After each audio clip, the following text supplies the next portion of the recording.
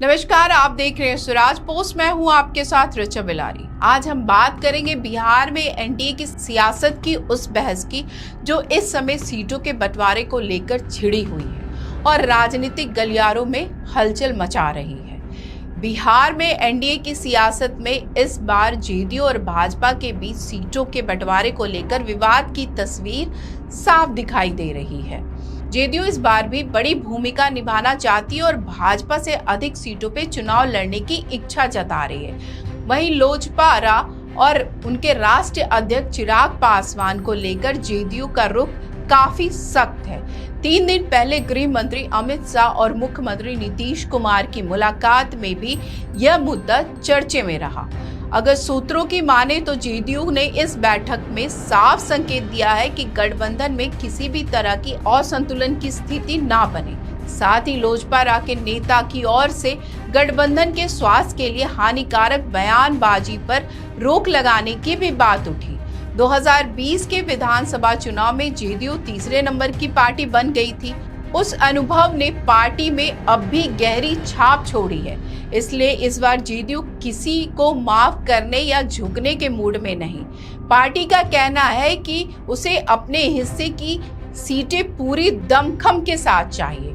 JDU की मांग स्पष्ट है, पिछले चुनाव की तरह 122 सीटें। भाजपा अपने हिस्से की 121 सीटों में से जितनी चाहे लोजपा को दे सकती है। पिछली बार भी ऐसा ही हुआ था। भाजपा ने विकासशील इंसान पार्टी को 11 सीट और 5 उम्मीदवार दिए थे, जिनमें से 4 पर जीत हुई थी और सभी बाद में भाजपा में शामिल हो गए।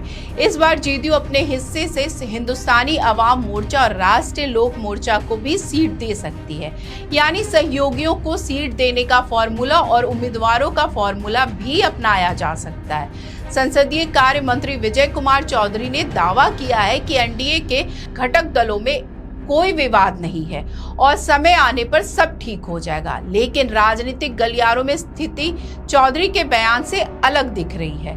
जेडीयू इस बार भी बड़े पार्टी की भूमिका में है। वो चाहती है कि सहयोगी दलों की आवश्यक सीटें मिले और अपना दबदबा बनाए रखना भी जरूरी है।